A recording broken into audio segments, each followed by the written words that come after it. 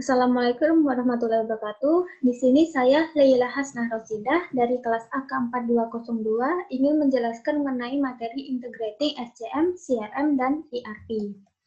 Sebelum itu, saya akan menjelaskan mengenai value chain. Value chain adalah menggambarkan keseluruhan aktivitas yang dibutuhkan untuk menghasilkan barang atau jasa, mulai dari proses perancangan, input bahan mentah, proses produksi sampai dengan distribusi ke konsumen akhir, serta pelayanan setelah pemasaran. Value chain dibagi menjadi dua aktivitas, yaitu ada primary activities dan support activities. Primary activities itu terdapat inbound logistik, operation, outbound logistik, marketing, and sales, dan service. Support activities terdapat yaitu procurement, technology development, human resource management, dan firm infrastruktur. Supply chain management adalah serangkaian kegiatan pengelolaan sebuah aktivitas rantai pasok yang meliputi koordinasi, penjadwalan, dan pengendalian terhadap pengadaan, produksi, persediaan, dan pengiriman produk ataupun layanan jasa kepada pelanggan yang mencakup administrasi harian, operasi, logistik, dan pengolahan informasi mulai dari customer hingga supplier. Komponen SCM yaitu dibagi menjadi tiga, ada upstream supply management, yaitu proses di mana perusahaan mendapatkan supplier dari pihak luar untuk mendapatkan bahan baku. Yang kedua ada internal supply chain management, yaitu proses di mana terjadinya perubahan dari bahan baku sebuah produk jadi. Yang ketiga ada downstream supply chain management, yaitu sebuah proses di mana pendistribusian barang oleh perusahaan ke customer yang di mana biasanya dilakukan oleh eksternal distributor. Proses pada supply chain management yaitu ada supplier, sumber yang menyediakan bahan pertama untuk proses produksi, kemudian dilanjutkan ke manufaktur, yaitu melakukan pekerjaan membuat, memfabrikasi, mengassembling, merakit, mengkonversikan, atau menyelesaikan barang, kemudian dilanjut ke distributor. Barang yang sudah dihasilkan oleh manufaktur sudah mulai akan disalurkan kepada pelanggan. Walaupun banyak cara untuk menyalurkan produk ke pelanggan, biasanya atau umumnya itu melalui distributor. Yang keempat adalah retail outlets, kemudian yang terakhir adalah customer. Nah, mata rantai supply baru benar-benar berhenti setelah barang yang bersangkutan tiba di real customer atau real user.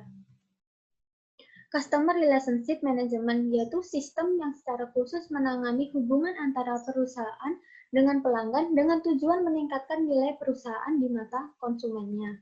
Tujuan dari CRM yaitu menggunakan hubungan yang sudah ada untuk mendapatkan pendapatan, menggunakan informasi yang terintegrasi untuk pelayanan yang memuaskan, menciptakan saluran proses dan prosedur komunikasi yang konsisten dan berulang. Dimensi dari CRM dibagi menjadi 4, identifikasi pelanggan, yaitu perusahaan mengidentifikasi pelanggan agar diberlakukan sesuai yang diharapkan.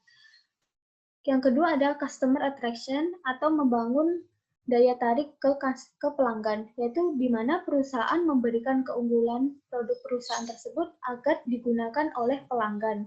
Kemudian ada customer retention, yaitu mempertahankan pelanggan yang sudah ada, yaitu perusahaan memberikan fasilitas serta daya tarik sendiri, tujuannya agar pelanggan tersebut tetap menggunakan produk yang ada pada perusahaan tersebut. Kemudian ada customer development, yaitu pengembangan perusahaan, di mana perusahaan memfasilitasi pelanggan untuk bisa memberikan konsumen baru. Dengan cara ajakan yang dilakukan oleh pelanggan tersebut kepada konsumen baru untuk menggunakan produk perusahaan. Enterprise Resource Planning yaitu merupakan sebuah software yang berfungsi untuk mengelola berbagai aktivitas manajemen proses bisnis dalam suatu organisasi. Manfaat dari ERP adalah memudahkan perusahaan dalam menjalankan kegiatan operasional, yaitu keuntungan perusahaan dapat mengatur banyaknya pekerjaan dari beberapa departemen perusahaan dengan satu sistem seperti finance, HR, purchasing, manufacturing, dan distribution.